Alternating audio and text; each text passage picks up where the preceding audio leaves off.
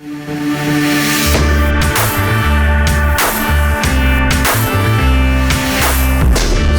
the future, start invest, it's time. Kemarin kan ada rencana juga anak usaha dari Krakatau Steel, yaitu Krakatau Bandara Samudra mau listing atau melantai di bursa. Ini kira-kira kedepannya akan seperti apa? Karena kan kepending kemarin karena COVID, Pak. Iya. Kira-kira Bapak punya gambaran nggak akan tetap lanjut meskipun nanti situasinya agak sedikit berbeda atau bagaimana, Pak? Oke. Jadi sebelum masuk ke situ, saya mau jawab lagi yang spin-off supaya optimal. Silakan Pak, betul Pak. Jadi yang spin-off itu memang salah satu strategi kami, ya, cost to profit center. Ya, itu strategi utama kita. Jadi yang tadinya hanya cost menjadi profit center.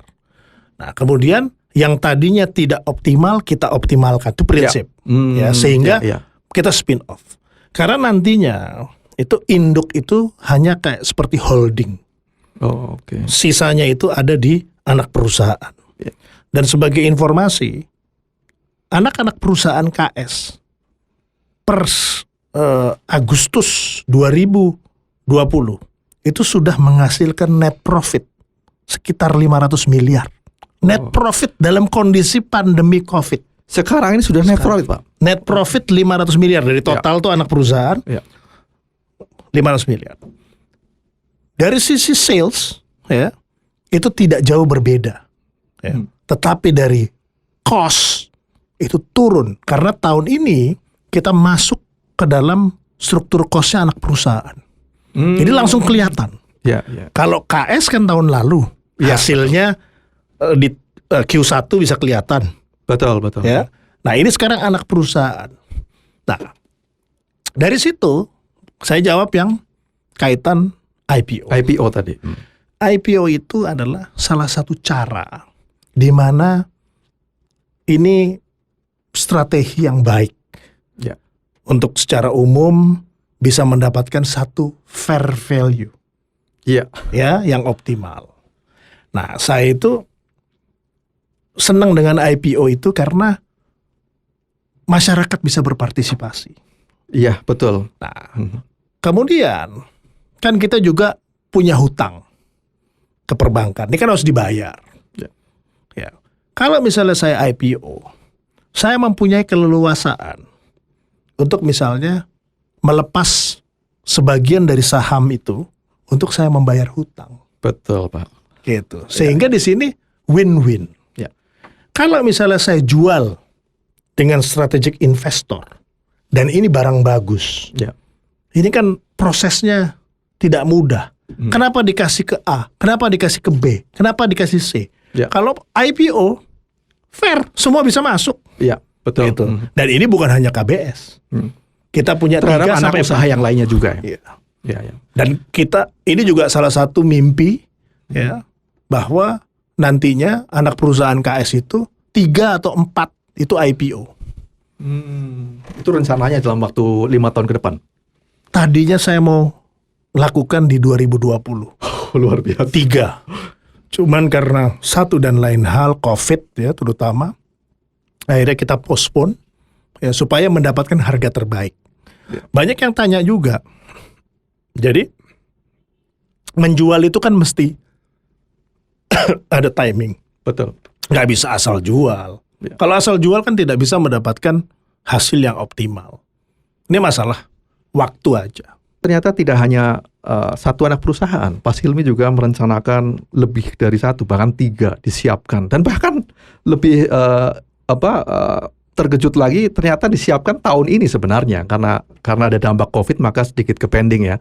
Jadi luar biasa pemikiran-pemikiran beliau untuk melakukan banyak perbaikan yang sangat simultan dilakukan di Krakatau Steel. Pak Hilmi, sebenarnya saya lebih ingin mendengarkan atau teman-teman ingin mendengarkan mungkin leadership dari Bapak. Sebenarnya Krakatau Steel ke depan ini Pak, idealnya akan seperti apa menurut pemikiran Bapak? Dan mungkin mimpi-mimpi Bapak itu akan menjadikan Krakatau Steel menjadi seperti apa? Ya mungkin 5-10 tahun ke depan. Jadi selain yang tadi saya sampaikan kaitan dengan 10 juta ton, kita akan juga bermain di baja berkualitas tinggi atau kita menyebutkannya special steel. Ya, bahwa itu disebut alloy steel atau apa. Jadi kita akan masuk. Jadi itu high grade. Itu harganya juga tinggi. Nah, problemnya itu kan memang siapa yang demand-nya. Ya. Jadi kalau ditanya mau bikin apapun tuh sebenarnya bisa. Tapi ada nggak demand-nya? Nah, Indonesia punya kelebihan. Salah satunya adalah penghasil nikel, penghasil beberapa mineral. Ya. Tentu kita tidak main ke stainless steel, tapi lebih main nantinya ke special steel. Ya. Jadi ada produk umum, terus kemudian kita juga punya produk-produk turunan baja itu kan banyak sekali. Iya. Selain turunan juga jenisnya. Ya. Pernah dengar Corten steel kan, yang tahan terhadap belum stainless steel, tetapi dia sudah masuk kepada baja yang lebih tahan karat, digunakan untuk kontainer. Ya. Nah, itu pernah dibuat KS. Tapi ketika perusahaan kontainer di Indonesia tutup, ya, produsen penghasil kontainer tutup, kita kan tidak bisa lagi punya pasar. Nah, ini yang saya jaga. Gitu. Industri-industri turunannya. Kalau saya tahu gitu, jangan sampai tutup. Kita masuk, kalau perlu kita berpartisipasi di situ. Dan strategi bisnis kita sekarang itu kan berubah. Yang tadinya hanya sekedar penyedia produk, kita sekarang masuk kepada kepada end produknya. Jadi instead of saya jual misalnya besi siku, saya jual menara buat PLN, ya kan? Saya jual menara buat telekomunikasi, gitu kan? Karena itu sudah menjadi sistem.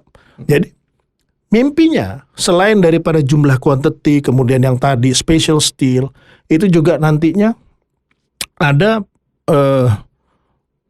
produk-produk hilir, ya, menggunakan brand KS. Kemudian yang berikutnya adalah anak-anak usaha yang sehat, ya, yang mana mensupport steel business, ya. Kemudian kita juga ingin mengembangkan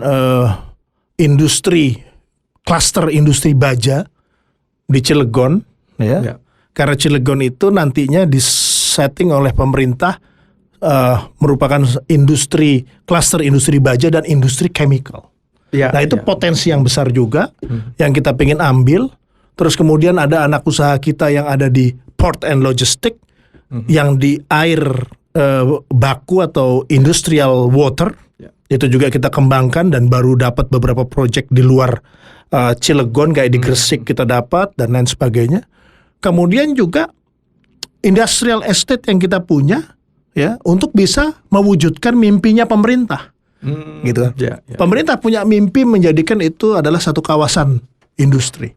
Tapi kan tetap harus ada pelaku industrial estate menyiapkan itu untuk supaya investor masuk. Nah, jadi kalau di luar negeri pemerintahnya itu menyediakan tanah. Nah, kalau di Indonesia sebenarnya fungsi pemerintah itu bisa digantikan oleh BUMN, menyediakan lahan industri. Dan sekarang sudah dilakukan. Seperti yang di Batang, ya kan, pemerintah bersama melalui BUMN menyediakan lahan industri. Nah, ini yang juga saya contoh. Jadi kemudian teknologi, digitalisasi, kita harus berbasis itu.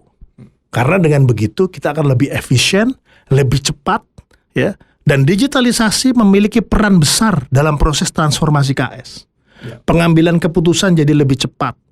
Kemudian memonitor kinerja jadi lebih cepat, ya, sehingga kita langsung merespon, ya. Dan juga akhirnya apa?